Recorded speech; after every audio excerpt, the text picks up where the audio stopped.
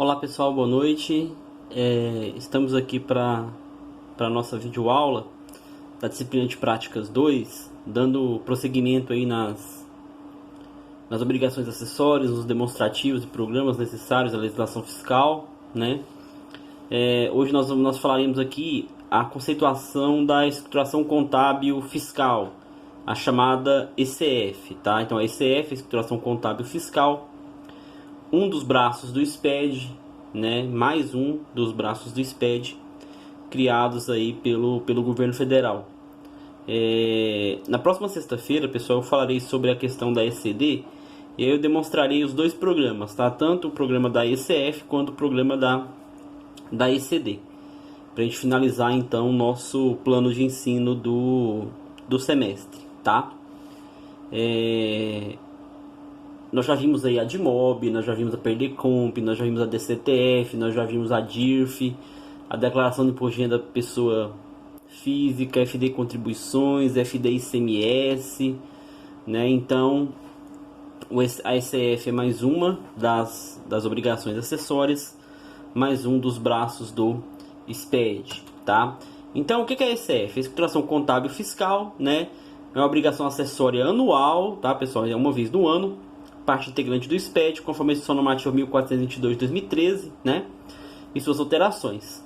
Onde o sujeito passivo ele deverá informar na ECF todas as operações que influenciem a composição da base de cálculo e o valor devido, tanto do imposto de renda da pessoa jurídica, quanto da contribuição social sobre o lucro líquido. Então entendo que a ECF ela é uma obrigação acessória voltada principalmente para o imposto de renda da pessoa jurídica e a contribuição social sobre o seu lucro líquido, tá?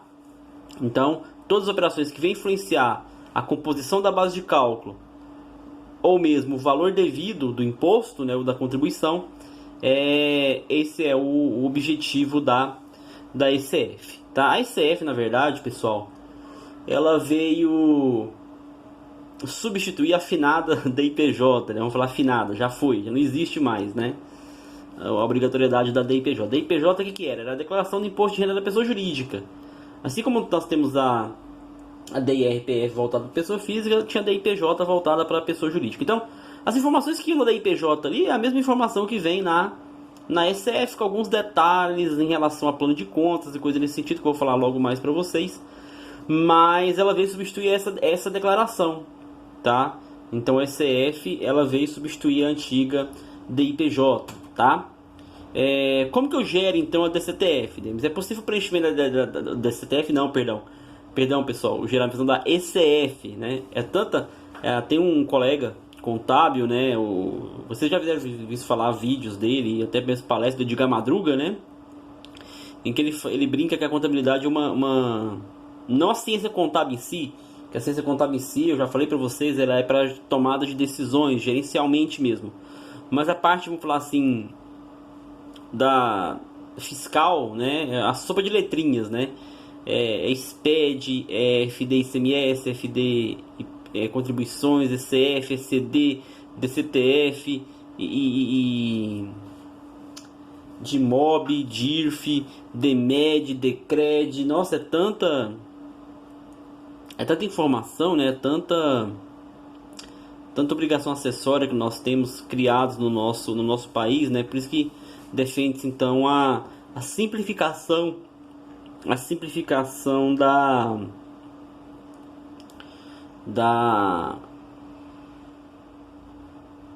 nossa carga tributária, da nossa legislação tributária, tá, pessoal? Então é possível o preenchimento dela no próprio programa gerador DCF, tá? Em virtude da funcionalidade de edição dos campos, nós conseguimos editar os campos, vou mostrar para vocês na próxima sexta. No entanto, a empresa poderá gerar arquivo DCF com recursos próprios, né? O arquivo será obrigatoriamente submetido ao programa gerador DCF para validação de conteúdo, assinatura digital, transmissão e visualização. A recuperação de dados da ECD é obrigatória. Perdão, pessoal, aqui, ó, eu errei aqui, ó. A recuperação de dados da ECF, tá? É obrigatória para as empresas que são obrigadas a ECD, tá? Eu vou falar para vocês sobre isso. Mas gera-se um arquivo, o próprio sistema que a empresa tem, ela pode gerar um arquivo, né, um arquivo TXT, e aí esse arquivo ele é importado para dentro da ECF, é feita a validação, né, desse arquivo com as informações. Ou você pode digitar isso manualmente, mas quando a gente fala de plano de contas, pessoal, esse negócio de digitar manualmente, né, é bom mesmo você ter então a geração desse arquivo para poder fazer a importação dentro da ECF, tá? Obrigatoriedade de entrega da ECF. Quem é obrigado a entregar a ECF? Ó, são obrigados ao preenchimento da ECF todas as pessoas jurídicas, inclusive aquelas entidades imunes e isentas, tá, pessoal? Associações, certo? Sejam elas tributadas pelo lucro real, pelo lucro arbitrado ou pelo lucro presumido. Eu falei para vocês do lucro arbitrado, né? O que é o lucro arbitrado? É quando a empresa não consegue, em determinado ano calendário, comprovar, através de seus livros contábeis, a sua escrituração fiscal ou contábil, e o fisco decide então arbitrar o lucro daquela empresa, né? Então ele passa a ser o chamado lucro arbitrado, tá?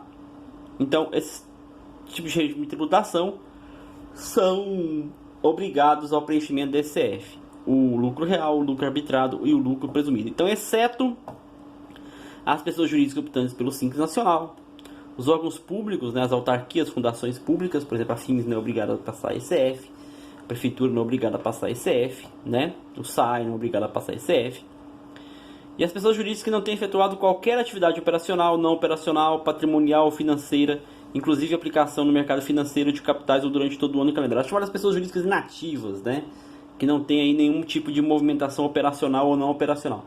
Esses tipos de empresas aqui não são obrigados a transmitir, esse tipo de pessoas jurídicas, né, não são obrigadas a transmitir a ECF.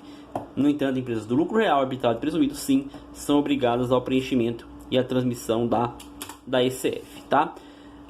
Quanto à questão do envio, pessoal, ela sempre deve ser enviada no último dia útil do mês de julho de cada ano, tá? Posterior ao da escrituração. Então, está escriturando 2018, você tem que transmitir até 31 de julho de 2019, né? Da mesma forma, 2019, 31 de 7 de 2020, tá? Então, o último dia útil do mês de julho do ano posterior ao da escrituração é o prazo para envio da ECF. Nos casos de extinção, cisão parcial, cisão total, fusão e incorporação, repito, no 8º período vamos verificar todas essas situações aqui, tá? A ECF deverá ser entregue pelas pessoas jurídicas extintas, cindidas, fusionadas, incorporadas, né? Até o último dia útil do terceiro mês subsequente ao do evento, tá? Então, vamos supor, eu tenho uma empresa e ela foi incorporada por outra, né? E esse evento aconteceu agora, no mês de junho. A incorporação se deu agora. Então eu tenho até o último dia útil do terceiro mês subsequente ao evento, né? Então, julho, agosto, setembro. Até o último dia útil do mês de setembro para transmitir a ECF nesses casos em que houver extinção, cisão parcial, cisão total, fusão e incorporação, tá? Então lembre esses dois prazos de envio. Último dia útil do mês de julho, né, do ano posterior ao período de escrituração, né, para as empresas, vamos falar assim, com a sua atividade normal, e para os casos citados aí de extinção, cisão parcial, cisão total, fusão e incorporação, até o terceiro mês subsequente, último dia útil do terceiro mês subsequente ao do evento, tá, pessoal? Então, prazos para entrega da ECF. E agora, pessoal, a penalidade. E as penalidades da ECF são muito pesadas, tá? Então, como eu falei, toda obrigação acessória, ela é uma obrigação de transmitir alguma coisa, de passar uma informação para satisfazer os interesses do fisco, né? Então é aquela questão de fazer ou não fazer alguma coisa. Porém, você não transmitindo o ECF, como qualquer obrigação acessória dentro da legislação tributária no Brasil, você está sujeito sim a penalidade, né? Uma multa por não ter cumprido o disposto na legislação. Então, no caso de empresas não tributadas pela sistemática do lucro real, olha só, no caso de empresas não tributadas pela sistemática do lucro real, a ECF, ela tem umas penalidades diferentes para quando a empresa é optante pelo lucro real e quando não é optante pelo lucro real. Então, no caso de empresas não tributadas pela sistemática do lucro real, lucro presumido, por exemplo, Havendo descumprimento dessa previsão, com a nova redação dada, né, pela Lei 13.670 de 2018, está sendo sempre alterada essas multas, tá? As multas aplicáveis são as seguintes, ó. 0,5% do valor da receita bruta da pessoa jurídica no período a que se refere à escrituração, para aqueles que não atenderam os requisitos de apresentação dos registros e respectivos arquivos, tá? 5% sobre o valor da operação correspondente, limitado a 1% do valor da receita bruta da pessoa jurídica no período a que se refere à escrituração, nos casos em que as empresas omitirem ou prestarem incorretamente informações referentes aos registros e respectivos arquivos. 0,02% por dia de atraso, limitado a 1%, calculada sobre a receita bruta da pessoa jurídica no período a que se refere à escrituração, nos casos em que não forem cumpridos os prazos estabelecidos para a apresentação dos registros e respectivos arquivos. Então, pessoal, o que eu quero chamar a atenção nessas penalidades para vocês é que, observem só, a penalidade ele é um percentual em cima da receita bruta. Certo? Em cima da receita bruta. Agora, imagina uma empresa com uma receita bruta aí de, por exemplo, R$1 milhão. Empresa de lucro presumido, por exemplo, né? 1% de R$1 milhão, né? Então, pessoal, as penalidades são pesadas, tá? Mas é limitada, né? A 1%, mas sempre é 1% sobre o valor da receita bruta. Óbvio que tem umas reduções, tá? Para nesses casos dessas empresas do lucro presumido, a redução aí de 50%, se você entregar antes de qualquer procedimento fiscal,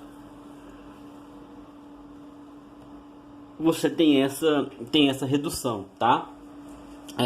Já de acordo com o artigo 6º deve normativo 1422 de 2013, né?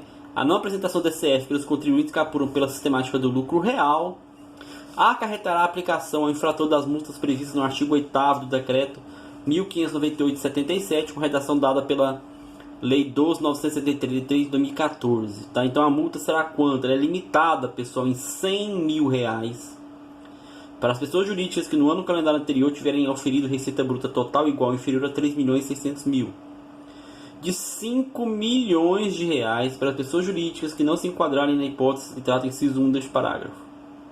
De acordo com o parágrafo 2º, poderá ser reduzido em 90% a multa quando o livro for apresentado em até 30 dias após o prazo, em 75% quando o livro for apresentado em até 60 dias após o prazo, à metade quando o livro for apresentado depois do prazo, mas antes de qualquer procedimento fiscal, e em 25% se houver apresentação do livro no prazo fixado em intimações fiscais, tá? Então, pessoal, eu quero que vocês entendam que é muito pesada as multas aplicadas às empresas do lucro real pela não entrega da ICF, tá? Então, por isso que eu falo sempre a observância, sempre a importância de se observar a legislação tributária, principalmente no que diz respeito às obrigações acessórias, tá? Por que esse interesse tanto do fisco? Porque é através dessas obrigações acessórias que eles conseguem fazer cruzamento de dados, né? Para pegar aí sonegações realizadas pelas empresas, né?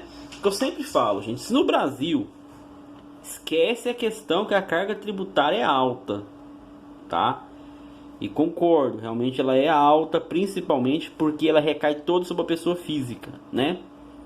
Mas se tudo fosse cumprido de acordo com o que está na legislação, gente, o pessoal realmente levar a tributação correta, fazer corretamente um planejamento tributário, emitir nota fiscal de tudo que se vende, de tudo que se presta serviço, certo?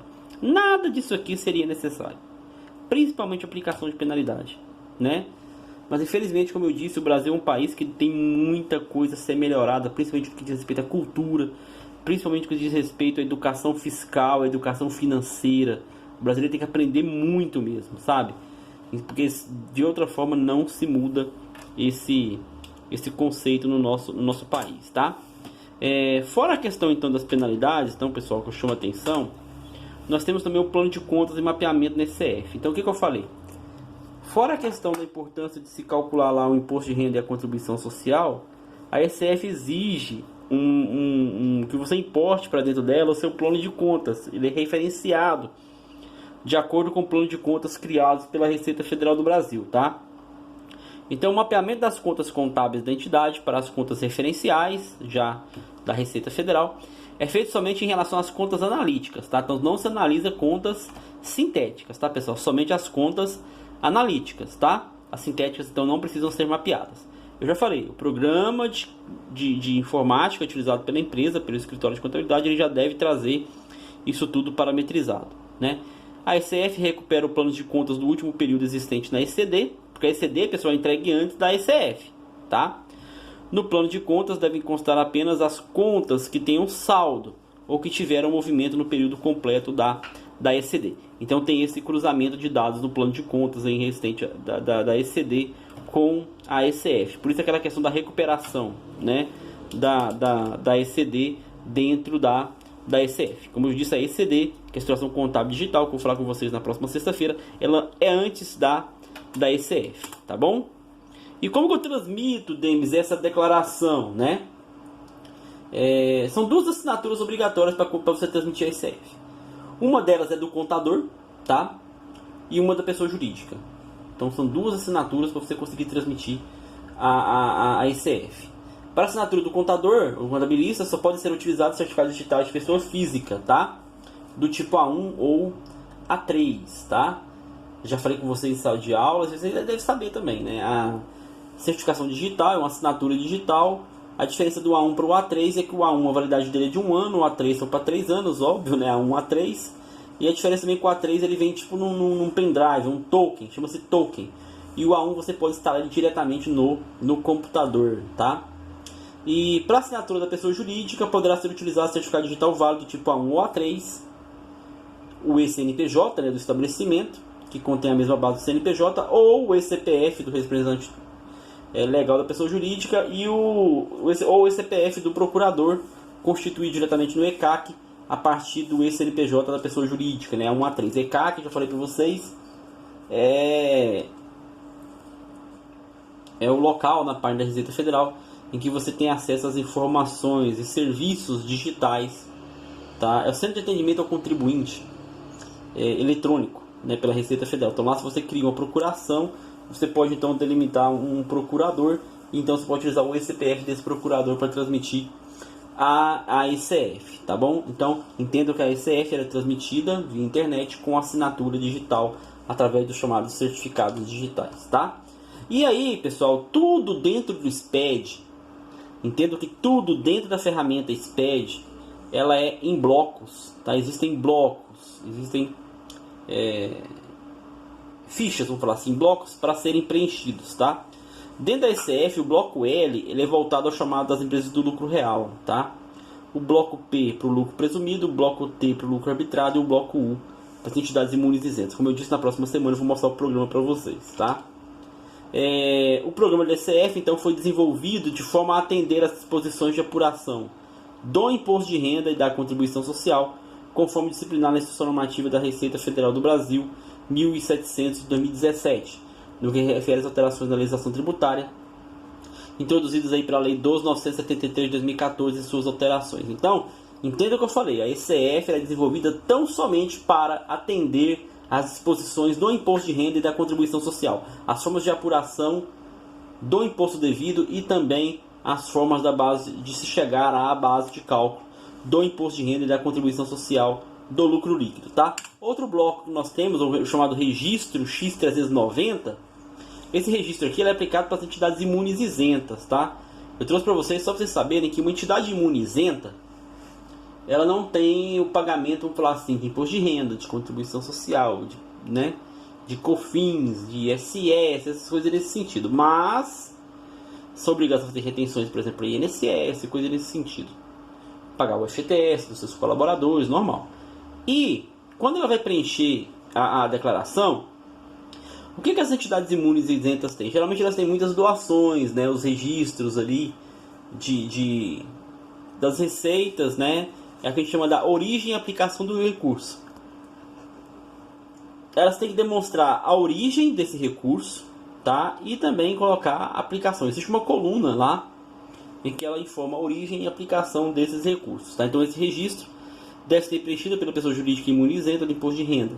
Nesse registro, a pessoa jurídica discrimina a origem, receitas de demais entradas e aplicação, despesas de demais saídas dos recursos auferidos e despendidos durante o ano calendário. Também lá no programa eu vou mostrar para vocês essa questão do registro X390, mas eu quero que vocês entendam que esse registro é somente para as empresas imunes e isentas, em que elas irão informar as origens e aplicações dos recursos que elas receberam, tá?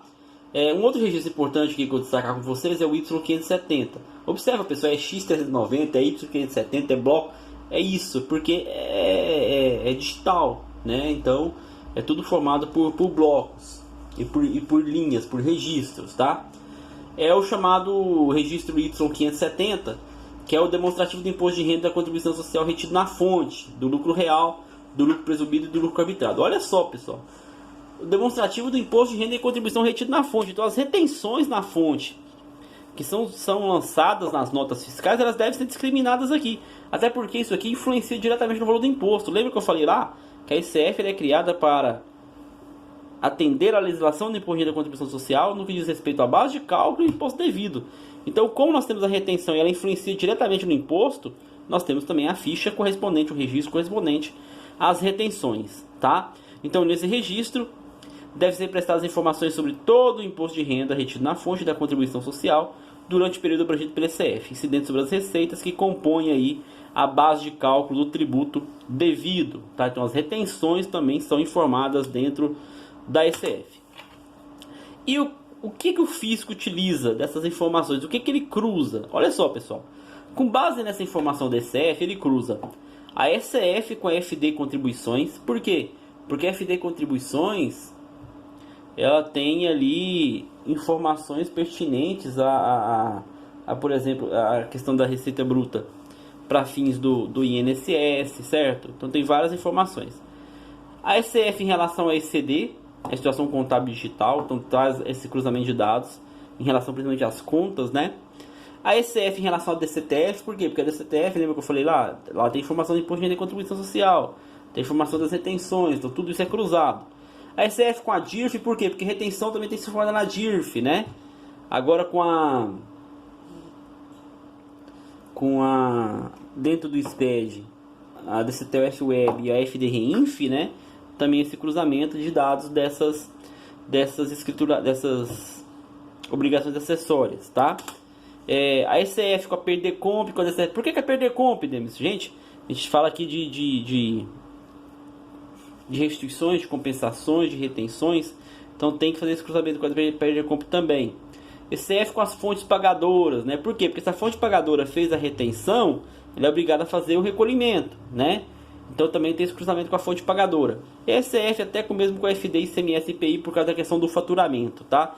Então observe a gama de informações que a ECF traz para o fisco no cruzamento de dados. Então tudo isso aqui, gente, foi criado pelo fisco pensando na maior proximidade possível das informações do contribuinte, tá? Seja contábil, seja fiscal, seja previdenciário, para que ele tenha acesso a essa informação e evite ao máximo a sonegação fiscal, tá? Essa foi a ideia do fisco, tá, pessoal? Então, eu gostaria somente de frisar, então, que a ECF ela é um braço do SPED, né? E veio atender a legislação voltada aí ao lucro presumido, ao lucro real, ao lucro arbitrado, no que diz respeito ao imposto de renda e a contribuição social sobre o lucro líquido, tá, pessoal? Então o que eu gostaria que vocês guardassem era essa questão, tá? Qualquer dúvida que tiver, pessoal, pode perguntar naqueles canais que eu já disponibilizei com vocês. Vejam a videoaula, por gentileza, tá, pessoal? É encerramento de semestre, mas é importante conhecimento. Conhecimento é sempre importante, nunca ninguém vai tirar isso de você, guardem bem isso, tá? E na próxima semana, como eu falei na sexta-feira, eu vou passar para vocês então um pouco sobre a ECD e demonstrar os dois programas, tá? A ECF e a ECD, para a gente finalizar o nosso semestre dentro do que eu já tinha planejado no nosso plano de ensino, tá bom, pessoal? Quem não me entregou então ainda a atividade avaliativa da prática 2, me entreguem até às 11 horas de hoje, tá? Por gentileza, para a gente poder compor aí a nossa avaliação, tá? No mais, pessoal, muito obrigado, tá? E tenham todos uma boa noite e um ótimo final de semana.